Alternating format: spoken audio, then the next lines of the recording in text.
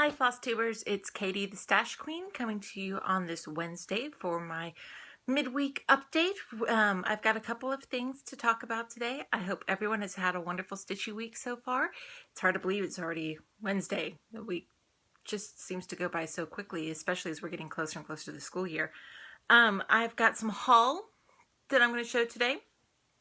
I have some frequently asked questions that I have been asked in comments here on my YouTube channel, that I've been asked on Facebook, that I've been asked on my blog.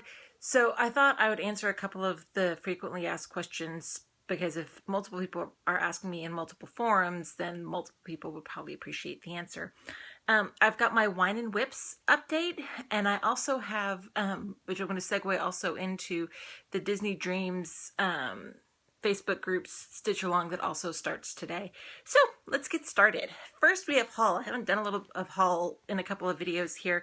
I still have some more coming. It's midway through July. We've got quite a bit more of my monthly things that are going to be coming anytime soon now, but I got my latest order from Gina's Unique Needle Minders that I wanted to go ahead and show off because I love them. They are awesome. First, I got these Disney princess ones. It's like the, not the apocalyptic princesses, but along those lines. This is Cinderella, Tinkerbell, and Merida. And then I also got Belle and Ariel. Let me get this straight here. Belle, Ariel, and Aurora. There are several others in the series. There's, as I throw my needle monitor around, not enough caffeine yet this morning.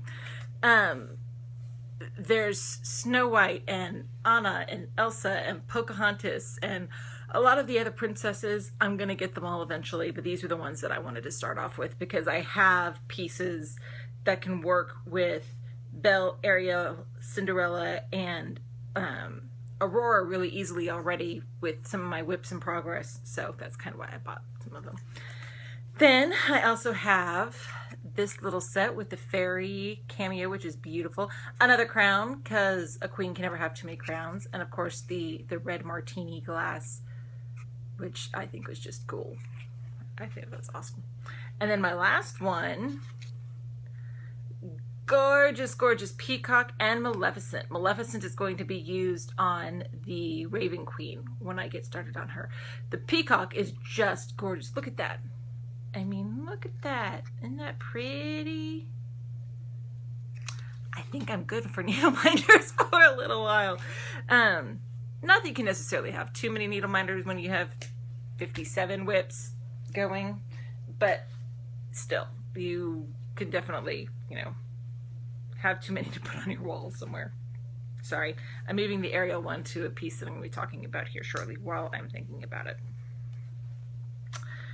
So that's my haul. Of course, when I get more in, I will, started ditching. Yeah. When I get some more in, I'll be sure to share it with you guys. Next are some questions, my frequently asked questions. First off, I just wanted to say thank you so much to everyone who comments and subscribes and shares and talks about, mentions me in their videos and whatnot. The response has been overwhelming. I would like to try to do some sort of tutorial videos at some point, because I don't consider myself the best stitcher ever. I've got lots to learn, but I've been stitching for a long time and I like answering questions. So if there's something that you have questions about that you would like me to answer, I try to respond to the comments when they're made in comments on my YouTube page. But at the same time, not everyone reads or goes back, because if it was like in an earlier video or something, not everyone goes back to read the answers. So I'm happy to answer some of the frequently asked questions here. I figure if it'll help someone else with their curiosity and help them with their stitching and growing with their stitching, then it's all worth it. So the two questions I'm going to answer today. The first one is, how do I determine my whips for the week? I mentioned this in my first video, but I have now 57 whips, and before I added the 35 that I had for Stitch Mania for this year, I had the 25, I guess it was, because I went up to 60. I finished 3 since Stitch Mania. that I had sat down with all of my whips and I went through and listed them out by title of the piece in alphabetical order from A to Z. There's a list that I keep on my blog, which is just a little stitchin with an n.blogspot.com. I'll put a link back down in the comments for those who haven't looked at it or haven't gone to it before. But it's got a list on the side that has the name of the piece and then the designer who made the piece. And then as I do a new start, I find where it goes in the alphabetical order and I stick it in. And when I finish a piece, I remove it from the list. So that's how I keep track of which whips I've got going on. It took a little time when I first set it up, but then after that I go through and just throw them in there. How I determine my whips for the week is the next 7 that are in the alphabet. I look at where I stopped on the list with the last piece that I worked on for that week, and I pick out the next 7. The exception to that, like I've mentioned before, are my 2 annual stitch-alongs, the Storytime Sampler by the Frosted Pumpkin and the Walking Through the Stars Zodiac Sampler from Clouds Factory. If I left them to only get to them when their alphabet letter came up, being an S and a W, I would not be caught up on them. So at the end of the month / beginning of the month, because it oversets, Frosted Pumpkin comes out on the last day of the month, Clouds Factory comes out on the first day of the month. Wherever I am in the rotation, those 2 pieces get picked up and they get done on the last day and the first day or 2 of the month. But other than that, it's 8. And when they come up, like when I get to that part of the alphabet, if it's not the end of the month or the beginning of the month, I just skip over them. I don't pick them up for whatever reason because I stay on top of them during the stitch along time. So that's how I go through, and then when I get to the end of the alphabet, I just go back up to the top and go down and start a day again. It works for me. If I only went through and picked out randomly which whips I wanted to do each week, there are pieces that would have become UFOs. Just not because I don't like all of them, I do. I like every piece that I'm doing, even the Whine and whips. But there are some pieces, obviously, that I like more than others, especially when you have as many whips as I do. And even if I did a daily rotation, and even if I made myself do different pieces every week, I guarantee you that some pieces would come up more frequently than others. And this way, at least, I know right now, about 57 days, that piece will come up again. Yeah, that seems like a long time to go through working on pieces, but at the same time, it doesn't bother me to let pieces sit. So at least I know they'll come up again, and everything will get equal love, with the exception of the stitch-alongs that I do with my groups. And that's just how it works for me. So I hope that answers the question of how I determine my whips for the week. The other question that I've been getting a lot is about my DMC collection. I've been asked, because I've mentioned before how I kit up each of my projects with the specialty threads, brand new in each kit that I've got going on. And I've been asked how I do my DMC. A long time ago, I did the same thing with DMC. I would go through, and this is well before this is when I was probably still in the teens or so. It was the first time I did the Crazy January Challenge years ago. So that was the first time I was really going up. That started my serial starting fandom, even though I haven't done the Crazy January Challenge for a few years. I went through each piece and I kitted up each piece with brand new skeins of DMC for each piece. Now, in some respects, that was great because then I could just pick up the bag and I didn't have to worry about looking for the DMC that went with it because I kept it all in the bag, or dedicated floss boxes for some that had a few more than would fit in the bag. But at the same time, there are several pieces, like my Joan Elliott's, for example. She uses a lot of the same colors in her color palettes from piece to piece to piece, but you don't generally use a full skein of that color in each piece. Some of them you'll maybe only use a quarter of a skein or a third of a skein or a half of a skein. And I was buying all this floss and not using a full skein in each project. So it helped me build up my floss collection. To be sure, I have like 6 of the floss boxes that everyone's familiar with, full of DMC. I'm still missing a couple of colors, which kind of shocks me, but when, several of those little boxes in the floss boxes are filled up with the same color because you bought it 8 times for 8 different projects and you bobbinated them. It's not surprising that I'm still missing some colors despite the vast majority I have. So now all of my DMC is bobbinated and in floss boxes, and they sit next to me where I'm sitting in my stitchy spot downstairs, and I just go from the same stash for all of my pieces when it comes to the DMC.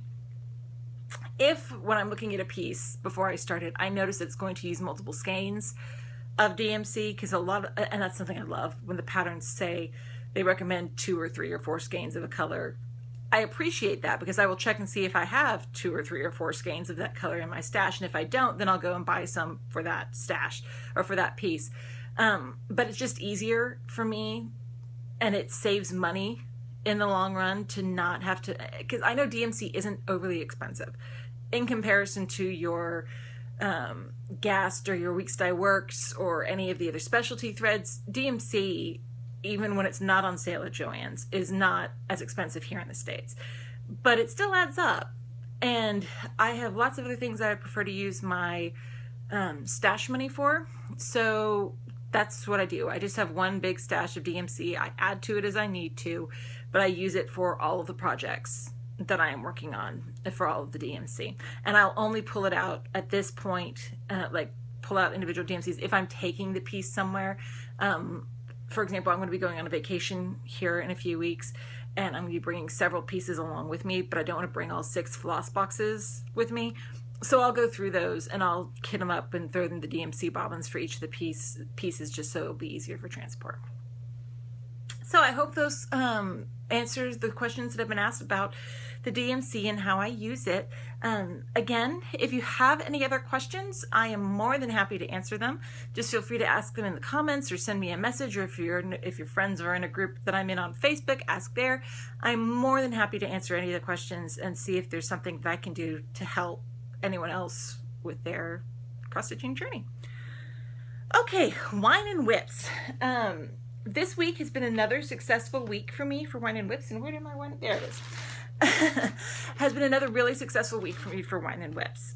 For those of you, just to refamiliarize everyone, what I'm doing for Whine and Whips is I pick a piece and start it on Wednesday, and I work on it for an hour a day before I do any other stitching on my daily rotation or anything else for that week. So I give it 7 dedicated hours in the week that I'm focused on doing it. The first week went really well with Angel of Compassion. This week was Butterfly Rose Cross from Heaven and Earth Designs, and I left the pattern downstairs, so sorry, I don't have that with me to show right now. But I can show you where I got to this week. 7 hours later, I have almost a page finish. When I started this week, I was right up here where this hole starts, and this hole is about 3 times bigger. So I've done all of this week. I am so happy. I finished up the 3761 color, which is this darker blue. All of it that was on this page, and then I moved to 161, which if you look a little closer, it's more of a brighter blue. See if I can turn a little bit and kind of see the distinction. Still a lot of blue, and I'm almost done with that color on this page, and I have one more color that's got big blocks on there. I forget which color it is off the top of my head, and then a couple of little spots like this one right up here where you've got like the onesie twosie little confetti that needs to be filled in. But I really think the next time that this piece actually comes up in my normal rotation, I should be able to have a page finish, which for a Heaven and Earth design is a big deal. So I'm really happy with the progress that I made this week. And it's convinced me for all the rest of the stitch alongs that Stitch Mania has planned for the rest of this year and going into next year, that this is what I will do. I will pick however many patterns, preferably 4, so I can give a week to each piece, and do an hour on that piece in the day, because I have noticed Heaven and Earth designs are huge and they're gorgeous and I love them, but sometimes they have massive amounts of confetti, as this one will when it gets later on. Sometimes they have massive lots of colors, as this one has had this time. And both can be frustrating after a time in their own way. But I've noticed, whether it was the 7 hours of Kreinik that I did for Angel of Compassion or the 7 hours of blue that I've done for Butterfly Rose Cross this week, it doesn't seem nearly as overwhelming when I'm doing it 1 hour at a time. I'm enthusiastic about getting my 1 hour done for the day. I feel a sense of accomplishment when my alarm goes off. When I glance at the time to see how much time may be left, you know, and I see I've got 10 or 15 or however many minutes left, I get enthusiastic to go, okay, let's go. Let's see how much I can get done before the alarm goes off. When I normally work on these pieces, or when I had worked on these pieces, before, when it was just up in the daily rotation and I had however many hours in that day I had to stitch, I would want to stop stitching on it a lot sooner than I necessarily had to because of time. But I'm enthusiastic about these pieces again. And I think that just shows clearly what a success Whine and Whips for me has been so far, because these are pieces I was whining about. I've got one more that's a definite Whine and Whip, and then one that I'm just using because of the other stitch along I'm going to talk about shortly. But it makes me not want to whine about them as much. And it looks like I have done a whole lot more on them, because I rarely have 7 hours in one day to stitch. And when I do have 7 hours in one day to stitch, I'm not going to stitch for those 7 hours usually on a piece like those, because they are so big and so massive and they get overwhelming. Hour a day, no problem. And I'm excited again about when they come up in the rotation, and that's just awesome. So that was my Whine and Whip for this past week. This upcoming week, starting today, starts a new week for Whine and Whips. So here's the one that honestly I've kind of been dreading the most of all of my Whine and Whips. And it is my Skater's Village Tree Skirt from the Dimensions Gold collection. It's beautiful. I love it. It will be wonderful when it is completed. It matches the theme for the Christmas stockings that I have for me and my family, which is all that Victorian old world type thing. But it's big. And, you know, the half stitches on here have been done with like 3 or 4 strands of floss. And the kit is huge. And it's a little bit scary. And it's a little bit overwhelming. But if I can do 7 hours of Kreinik in 1 week, and if I can do 7 hours of blue background for another week, I can do 7 hours on this, because it'll actually do a lot. There's differences. It's just the size of it is what makes me whine. So here's where I am starting on this week. Got my little minder down there from Gina. And just as a point of reference, that's this area right down here. That blue character that I've got on mine, that's the guy on the sled on the water, or on the pond.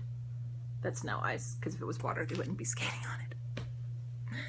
So we will see how far I get on this piece. Wish me luck. I can do an hour at a time.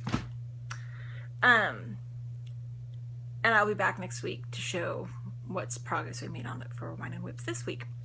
Today, however, also starts another stitch along for another Facebook group that I am in, which is the Disney Dreams Collection group on Facebook. And this is a stitch along that is lasting just the rest of the month of July, to help get us motivated to work on one of our Disney Dreams collection kits. And I have 2. One is Beauty and the Beast Falling in Love, and the other one is The Little Mermaid. And I have gotten a lot further on Beauty and the Beast than I have on Little Mermaid. And I decided that I was going to do The Little Mermaid for the last week of Whine and Whips and do an hour a day on it and finish it out for the rest of the month, the 2 or 3 days after the 7 days, to give it a little bit more love to finish out the stitch along for that group. But if I did that, I wasn't going to start it until next Wednesday, because obviously I'm doing Skater's Village this week.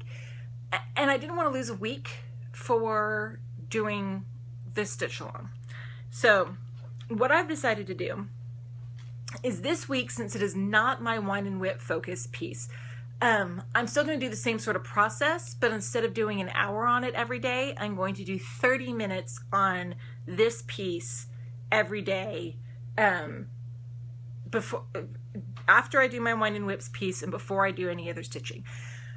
30 minutes may not seem like a lot, but it gives it some dedicated time during this first part of the stitch along. And then next week, for Whine and Whips, I will bump it up to an hour, and I think it'll come up in the rotation for my weekly rotation at some point during this month also, so there'll be at least a day where I get a whole lot more than an hour put on it. But that's what I've decided to do. So that means for the next week I'll be working on in possibly 3 pieces a day between my Whine and Whips and my Disney Dreams and my normal daily rotation. But stitching's fun, and that's why we do it. So I'm going to show this piece today, to give you guys a status update of where I am for the start of the Disney Dreams stitch along. Then I will give an update on it next Wednesday, because it'll become my Whine and Whips piece. So we'll see the progress that I made from this week to next week, as it only being the Disney Dreams piece. And then we'll see where it starts for Whine and Whips. And then I'll give an update at the end of the month as well, when this stitch along finishes out. So here is the piece. This is The Little Mermaid by Thomas Kincaid in the Disney Dreams collection. I think it's lovely. I would like more of the Thomas Kincaid pieces in my stash. They're pretty much all on my wish list. But I only have these 2 so far. And I haven't gotten very far on this piece yet. See, I had to put Ariel for The Little Mermaid. But here's where I am at this point, where you can see a tiny little bit of flounder peeking up there and some colors of the water.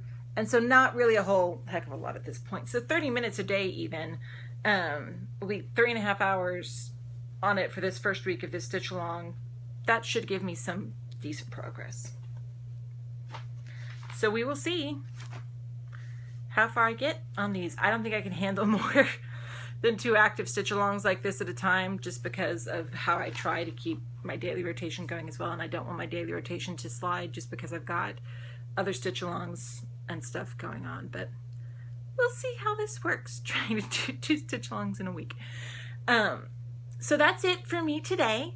I hope you guys have a wonderful rest of your stitchy week. Thank you everyone who has already done my stash enhancement / stash queen tag. It's been really fun to watch the answers and to see how everyone is interpreting the questions. I've already got some ideas of things I need to go look at for my next stash enhancement journey because of you guys, the answers that you guys have made. And thank you also for the feedback on what you guys want to see next in my stash. I have a couple of ideas. I'm not sure if I will do a stash, my stash video this Sunday or not. I haven't decided yet. Kind of depends on a couple other things this week, but we'll see. Most of you have said you wanted patterns, and I can do patterns. But what I will probably do, just like I did with the fabric, I'll probably go through and divide up patterns. So we're not showing patterns and patterns and patterns and patterns. I'm going to have to do a video, I think, probably without really me talking, but more of a slideshow video to do the list and images of the pieces that I have saved electronically, because the majority of those I'm not ever going to print out, so I don't have the printouts to show you guys. But I'll work something out. I always do. So anyway, I hope everyone has a wonderful stitchy week, and I will see you guys next time. Bye!